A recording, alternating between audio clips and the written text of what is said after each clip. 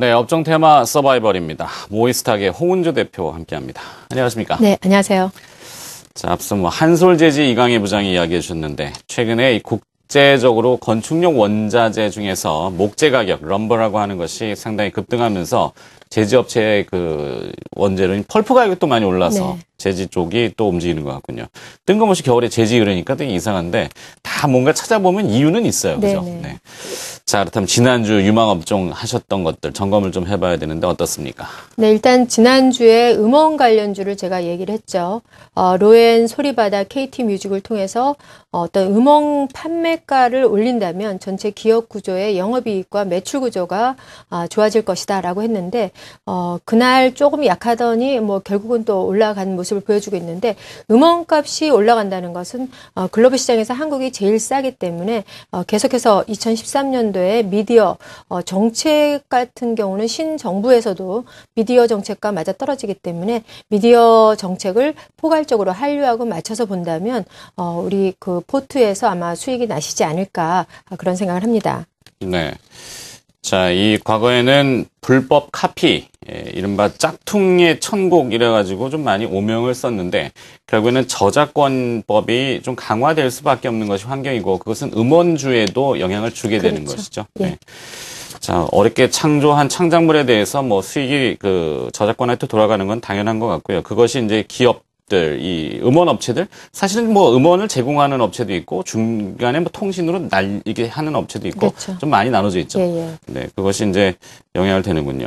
오늘 선정하신 유망 업종은 또 뭡니까? 네, 오늘 선정한 섹터는 전체적으로 2011년부터 약값 인하로 인해서 국내 시장의 전체 제약 어떤 그 구조는 매출 구조는 한 7% 정도 성장을 했는데 제약사들은 반대로 역성장을 했다라는 것에 우리가 초점을 좀 맞추는데 그럼에도 불구하고 이런 역성장에서도 새로운 어떤 신규 성장 동력을 찾는 제약사들이 있어서 제가 몇 가지를 들고 왔습니다. 그 제약사들 중에서 제가 몇 가지를 말씀을 드리자면 과거에도 제가 그 말씀을 드렸던 동성제약이라든지 또는 CTC 바이오 또는 종근당 이런 전체적으로 매출 구조가 좋으면서도 때로는 비제약 부분에서 성장 동력을 찾는데 과거에도 CTC 바이오 같은 경우는 비아그라에서 성장의 모멘텀을 찾지 않았습니까? 또는 동성제약 같은 경우는 버블비라는 연모제를 홈쇼핑에서 판매를 하면서 새로운 채널에서 유통구조를 가지고 있기 때문에 동성제약도 크게 올라갔던 것을 우리가 볼 수 있는데 오늘의 키워드는 이제 그 어떤 제가 들고 온 종목은 광동제약입니다. 광동제약 같은 경우는 한방제약소로 많은 분들이 쌍화탕 또는 광동탕을 인식을 하시거나 아니면 우황청심환으로 알고 있겠죠. 과거에 제 선배도 탐방을 가보면 초기겠죠. 광동제약을 가봤더니 큰 솥단지 2개가 있더라. 그런 얘기를 했는데 지금은 전혀 다른 비타 500을 출시하면서 이 회사의 유통 채널과 매출 구조가 확 바뀌었다는 걸 인식하면 이 오너의 판단도 굉장히 중요하지 않는가.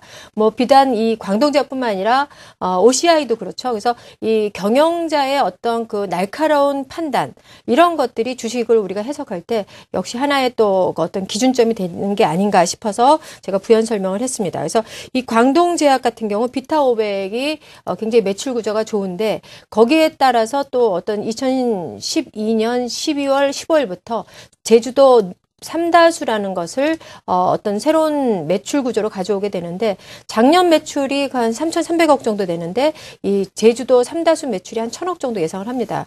그렇다면 이 제주도 삼다수 매출로 우리가 인식을 한다면 이 회사는 아까 제가 조금 전에도 말씀드렸던 CTC바이오나 동성제약이나 기타 다른 구조를 제약을 갖고 있지만 어떤 새로운 어떤 그 신규 성장 동력을 갖고 있거나 캐시카우를 강화하는 그런 구조를 가져오는 회사들은 분명히 성장을 하는 게 아닌가 싶어서 광동제약을 갖고 왔는데 여러분들이 보시기에는 어떨까 그런 생각이 드네요. 네. 자, 광동제약 그러면은 뭐 여러 가지 그 대표되는 음료가 아니라 그 약들이 있죠. 네네. 과거에는 제 기억에 CF에서인가요? 지금 현재 그 대표이사인 최수부 회장이 나와서 우황을 직접 고르는 최 씨의 온고집. 네네. 최 씨는 왜 이렇게 고집스러움으로 대변되는지는 모르겠습니다만. 네. 하여튼 그 브랜드의 이미지, 기업의 예. 이미지는 상당히 프리미엄 가치가 있는데 실적을 내느냐 이것이 예, 이제 그렇죠. 문제였죠. 자, 실적의 동원을 다시 예. 찾고 있다. 이것이 예, 기능성 음료인 앞서 비타 어쩌고 저쩌고. 예, 그죠? 예. 네. 그리고 그래서 한번 또 그 물도 자료 있고. 화면을 네. 좀 보시면 이 회사의 매출 품목도 굉장히 중요한데 우리가 그 매출 구조에서 그 회사 그 제품 예를 들어서 빙그레하면 바나나 우유 하고 40년 됐다 이렇게 인식을 하지 않습니까? 그래서 최근에 복고풍으로 많은 글로벌 시장에서 일본도 마찬가지고 복고풍을 많이 열풍을 부리고 있다는데 지금 보여드리는 화면이 바로 쌍화탕류 또는 우황청심환류 새롭게 비타 500 그 방부제가 들었느니 안 들었느니 하면서도 잘 되면 계속해서 그런 노이즈 마케팅이 나오기 마련입니다. 그럼에도 불구하고 비타 500이 탄탄한 유통망을 거쳐서 자리 잡았기 때문에 이런 어떤 매출 구조를 확보하지 않았나. 그래서 매출 제품을 한번 살펴보시기 바랍니다.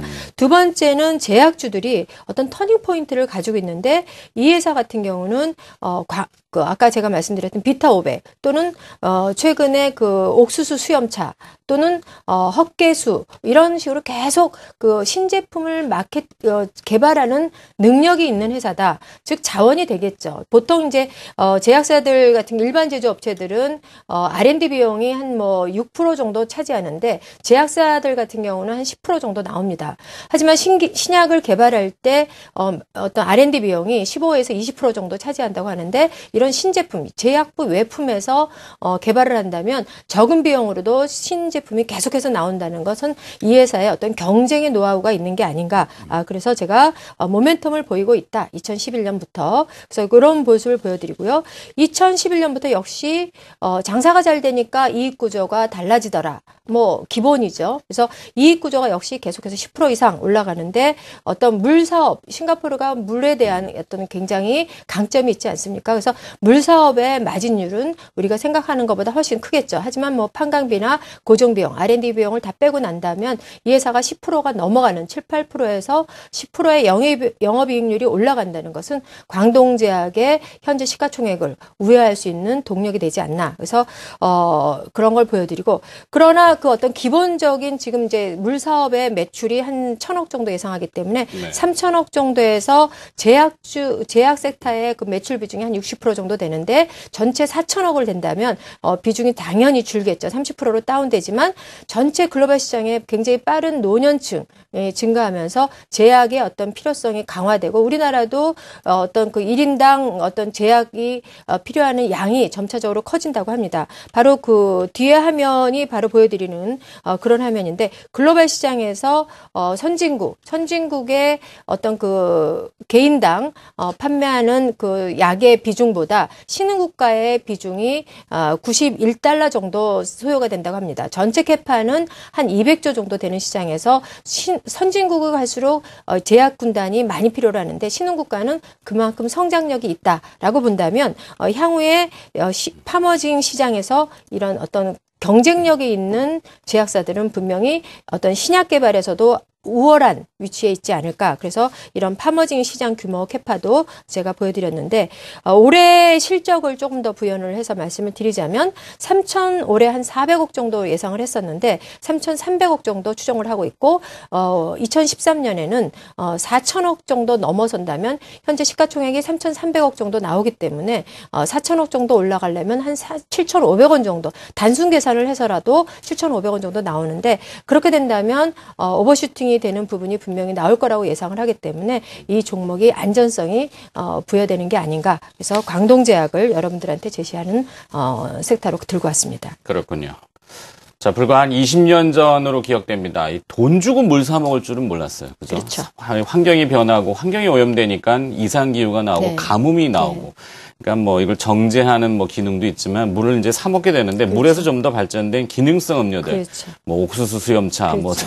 그래서 사실 잘 먹지는 않습니다만 예. 그런 것들 예. 계속 발전되는데 거기에 맞춰서 이 광동제약이라는 것은 매출주 다변화를 하고 있다. 그렇죠. 그것이 성공 단계에서 숫자로 나온다 이 네네. 얘기죠. 네네. 알겠습니다. 자, 매매 포인트 그러면 어떻게 잡고 계신지 매매 전략도 부탁드려볼까요? 예, 일단 매매 포인트는 매우 제약사들 중에서도 가장 우수한 재무 구조를 가지고 있다라고 먼저 말씀을 드리고 말씀드리고요.